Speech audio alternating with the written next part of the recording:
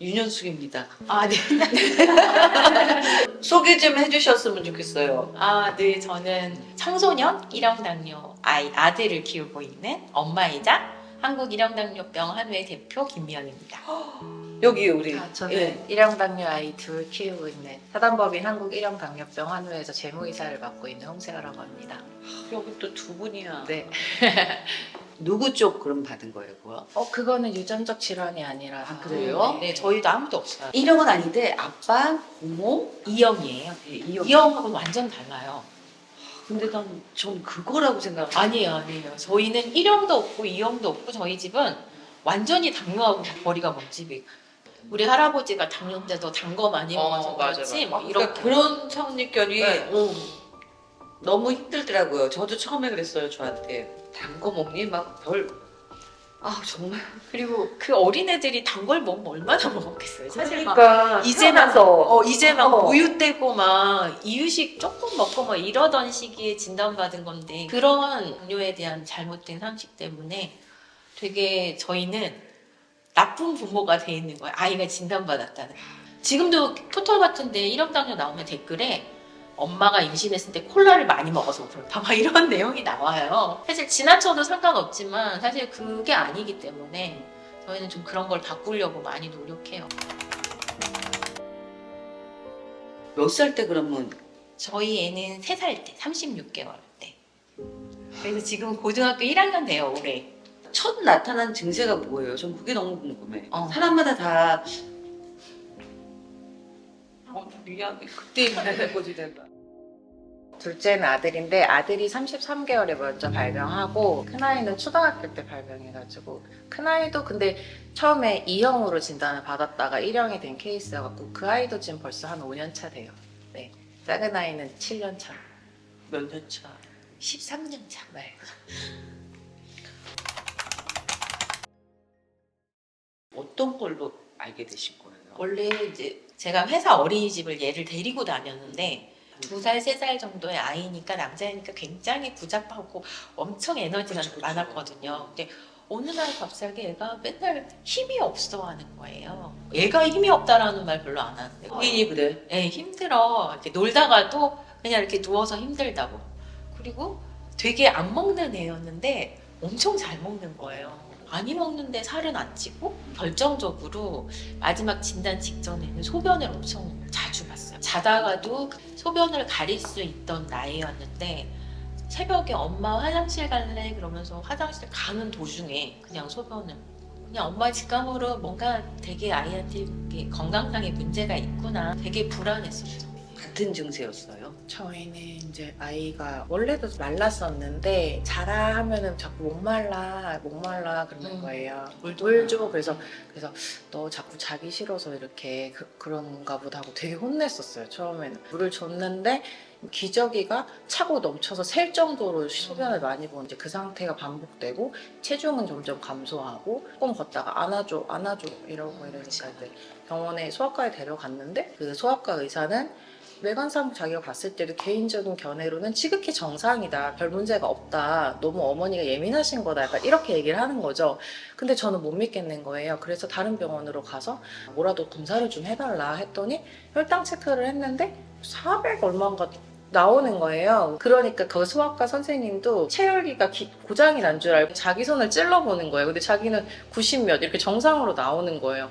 바로 소견서 써갖고 응급실 갔어요. 대학병원 응급실. 몇 나왔어요? 혈당? 저희 그때? 갔을 때 간이 혈당 측정기로는 측정 안 되는 수치 하이. 하이. 너무 높으면 하이가 떠서 수치가 안 나와. 애가 그 30몇 개월 나이 때 인슐린 직접 다 놔주셨을 거 아니에요? 예, 저도 놔주고 다. 어린이집에서 선생님도 놔주시고 제가 4살 때 이제 요즘 나이로 4살 때 자가 주사를 했었거든요. 4살짜리가? 네, 그래가지고 네, 이제 말도 안 돼. 간호사 선생님한테 주사 맞으러 가면 친구들은 다 노는데 자기 혼자 시간이 빠져나와. 없으니까. 네, 빠져나와야 되니까 그게 싫다고 이제 자기 한번 주사하겠다고 해가지고 주사를 어렸을 때 했었어요. 아무도 주사를 안 놔주거든요. 저는 유치원 들어갈 때 각서 쓰고 들어갔었거든요. 안 받아줘가지고 음. 만에 하나 잘못될 경우에 어떠한 책임도 묻지 않는다라는 각서를 쓰고 들어갔었어요.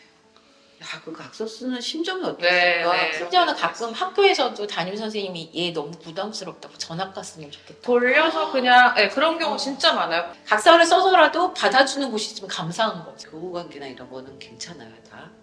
네네. 약간의 사춘기가 중학교 1, 2학년 때 있기는 있었는데 막 그렇게 식욕이 있는 애가 아니에요. 근데 못 먹게 하니까 더 먹고 싶죠. 먹고 싶어 하는 것 같아요. 저희는 또 특히 아기가 당뇨라는 거는 들어보지 내 못해서 말이. 제가 막 저희 주치의한테 막 따졌었어요. 말도 안 된다. 이제 뭐 이렇게 뭐 음식이나 운동으로 관리할 수 있냐 그랬더니 그 조그만 애한테 그냥 주사를 놔야 된다고. 그래서 그게 이제 엄청 충격이었죠. 하루에 4번 맞죠. 저희 애는 이제 뭐 워낙 자주 먹고 하니까 저희 4번 이상 맞았어요.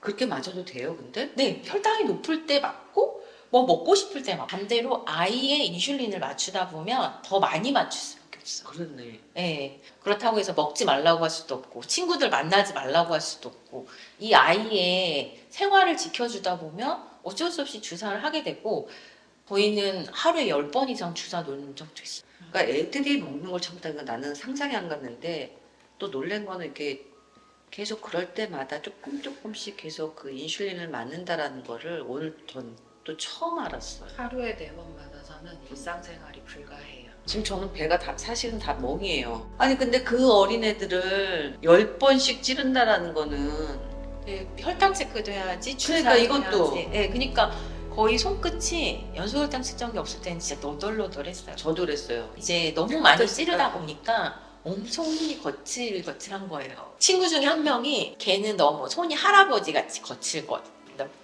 그러니까 네. 그런 적이 있었죠. 근데 그래도 아이들은 이렇게 편견 없이 봐주는 것 같아요.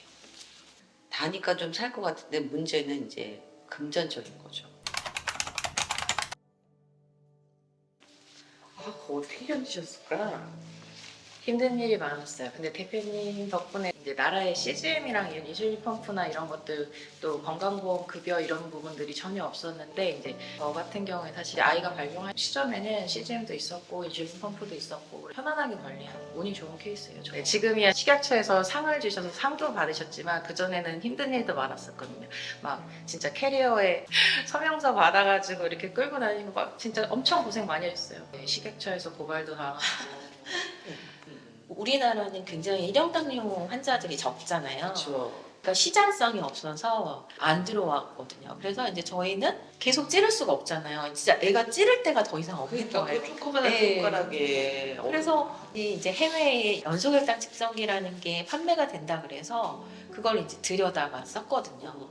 초창기에는 연소혈당 측정기가 돈이 있어서 쓸 수 있었던 게 아니에요. 막 웨이팅 리스트 걸어놓고 한 사람이 무조건 계정이 있다고 해서 다 살 수도 있는 게 아니라 한 달에 4개밖에 못 사고 막 이랬었거든요. 그래서 그 계정을 나눠가면서 사용을 했는데 그게 우리나라에서는 허가되지 않은 의료기기. 매년 이렇게 메일을 보내서 한국에서도 연소혈당 측정기 쓰고 싶다고 그랬는데 답장도 안 보내준 거예요. 근데 이제 그때 막 고발 당했을 때 고소장 이런 것들을 같이 해서 그 사람들 고소장이 한글로 돼가지고 뭔지도 잘 모르는데 나 이런 고소장도 받았다. 너네 기계 쓰려고 하다가 우리 진짜 절실하다. 그때 막 동영상도 만들고 그랬거든요. 아, 나 이런 뉴스를 본 것 같아요. 네, 맞아요. 그래서 거기서도 전격적으로 결정을 했죠. 한국에 출시하기로.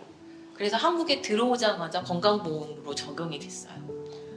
진짜 큰일 하신 거네요. 와. 그런 과정에서 굉장히 쉽지 않았죠. 쉽지 않은 정도가 아니라 진짜. 네. 근데 뭐 일형 당뇨인으로 사는 것도 힘들고 사실 보호자나 가족들도 사실 이거는 진짜 우리가 뭐 티가 나는 병이 아니까 억울한 거예요. 네. 불치병이잖아. 네. 어떻게 보면 저는 처음에 걸렸을 때 그런 생각했어요. 불치병 됐어. 내가 이걸 한번 깨볼 거야.